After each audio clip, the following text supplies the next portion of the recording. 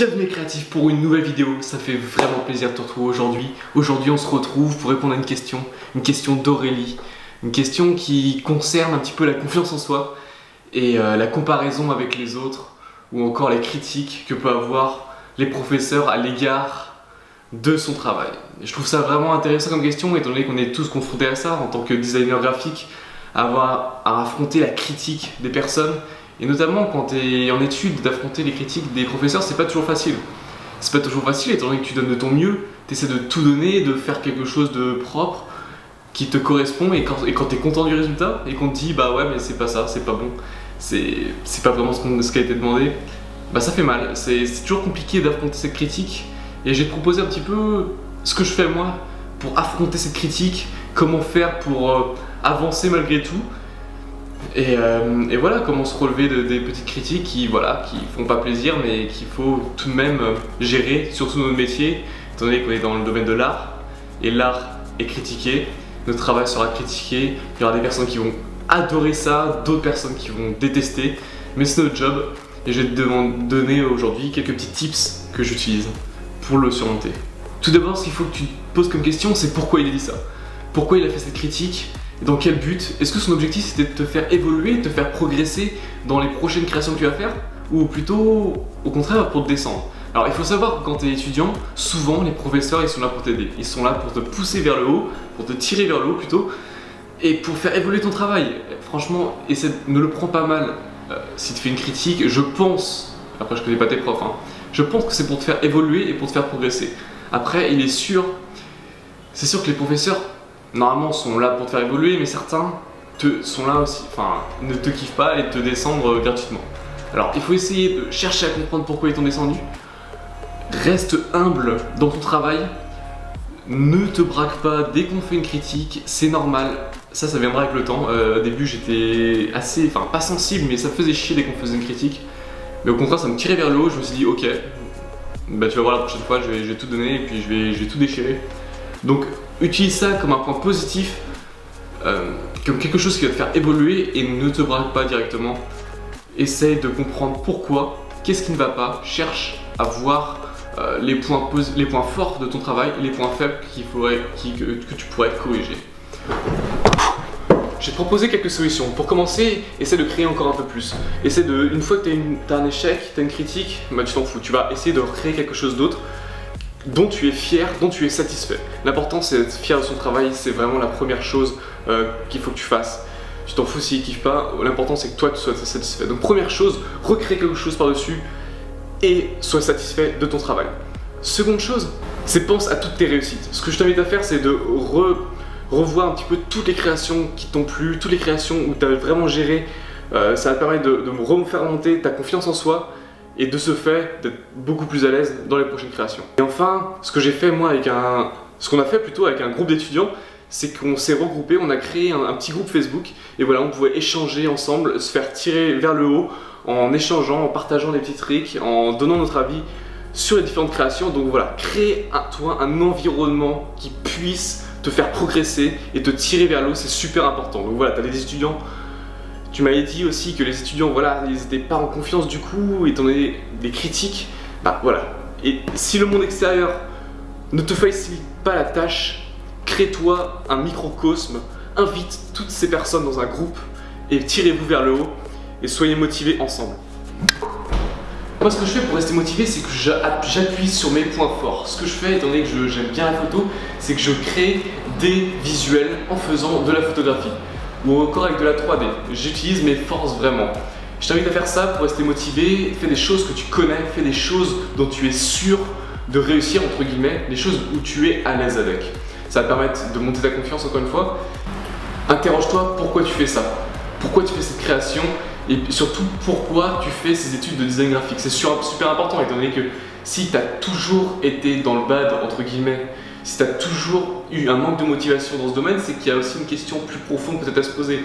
C'est pourquoi tu fais ça, qu'est-ce qui te plaît dans ce domaine, pourquoi tu as envie d'être designer graphique ou motion designer. Vraiment pose-toi des questions plus profondes, ça se trouve c'est pas ça que tu veux faire.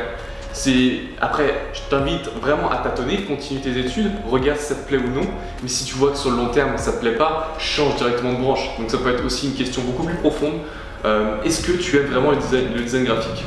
Une autre chose que tu pourrais faire, et je trouve ça vraiment efficace, c'est de créer un mood board. Un mood board en fait de toutes les créations qui te plaisent, de tous les styles, de tous les visuels qui t'intéressent. Alors ceci va te permettre de te créer ton propre style entre guillemets, étant donné que tu vas être influencé par certains visuels, et du coup ça va être les choses qui vont te représenter.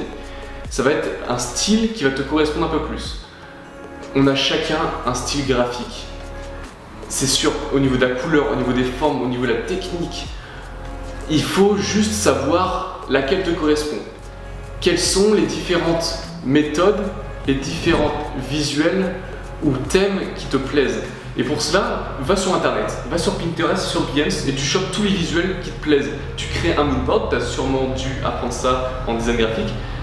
Et ensuite, ce que tu fais, tu peux le mettre en fond d'écran de ton ordinateur, de te faire, sinon imprime ce que tu fais sur le mur, ou tu mets dans ton téléphone tout simplement en fond d'écran et tu le regardes tous les jours pour t'imprégner vraiment du style, et après tu essaies voilà, de faire à ta sauce, de prendre des éléments par-ci, par-là et de créer ton propre style. Ça va te permettre voilà, d'être beaucoup plus confiant dans tes créations et d'assumer pleinement la personne que tu es. Parce que tu m'avais demandé aussi, voilà, c'est dur de rester motivé et d'avoir un style graphique. Et bien, cette méthode va te permettre vraiment de t'imprégner et d'être influencé par les choses qui te plaisent vraiment. Et ça, c'est super important. Et un autre conseil que je pourrais te donner, et c'est vraiment très con, et on ne pourrait pas s'attendre forcément à cette réponse, c'est dors. Dors, repose-toi, prends un peu de temps pour toi, étant donné que c'est quand tu es tout le temps dans le rush. Alors moi, c'est ce que je vis assez souvent, essayer de toujours pousser plus, ben des fois, il faut prendre un break, il faut te poser un petit peu, prendre ton temps, dormir et vraiment récupérer. Étant donné qu'on ne peut pas être non-stop, à fond, à rusher, il faut vraiment prendre le temps de souffler. Il faut finalement une période où tu ingères des informations, où tu crées un maximum de choses, et un autre moment où il va falloir vraiment reposer. C'est un petit peu comme la musculation, si tu veux.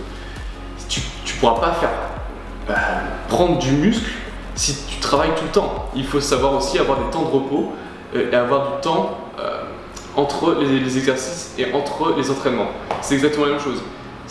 Plus tu crées, c'est très bien, mais prends le temps de te reposer et voilà, de te réimprégner de choses nouvelles.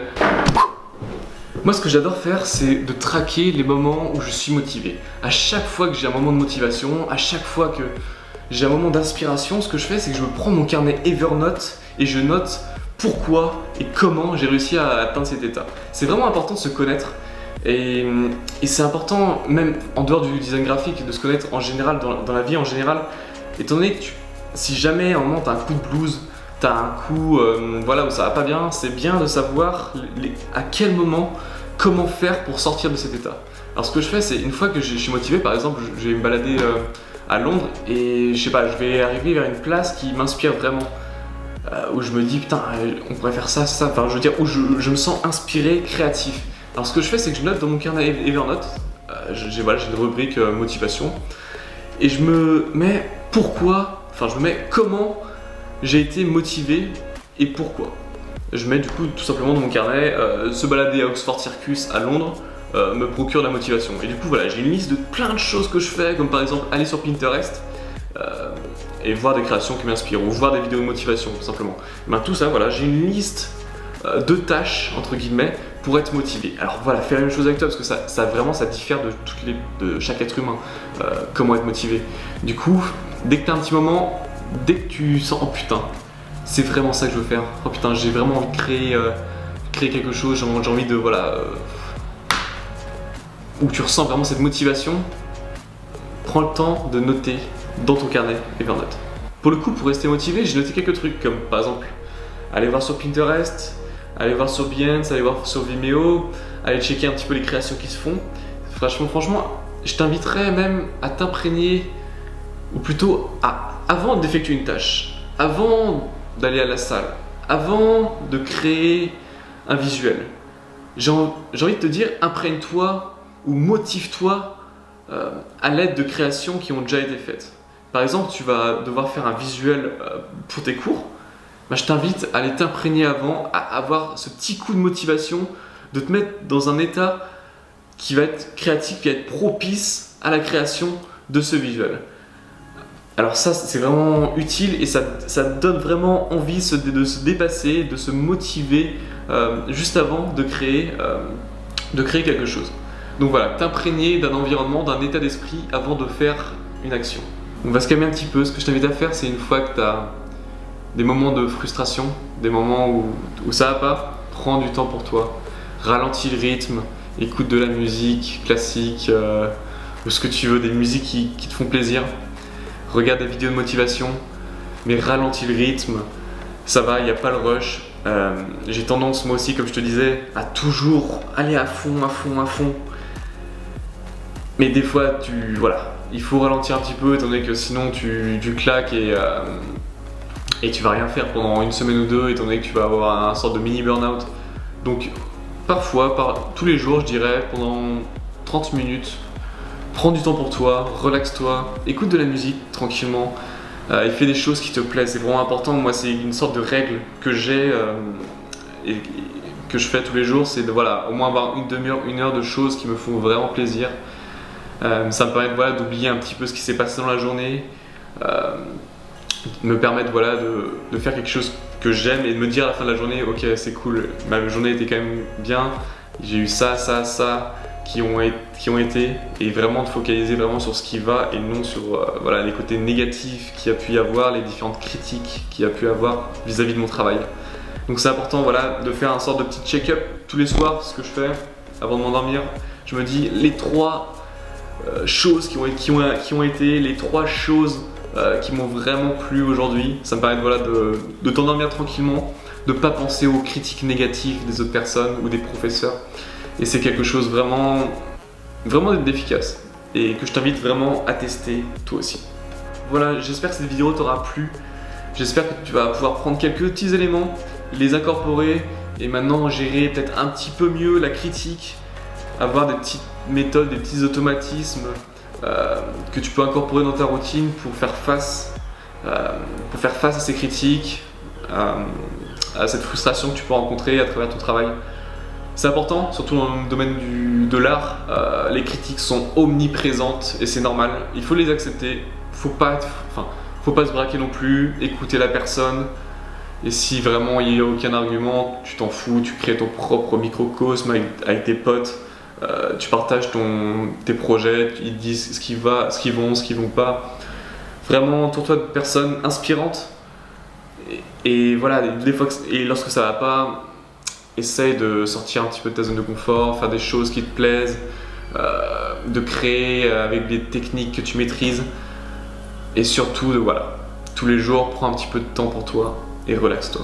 J'espère que cette vidéo t'aura plu.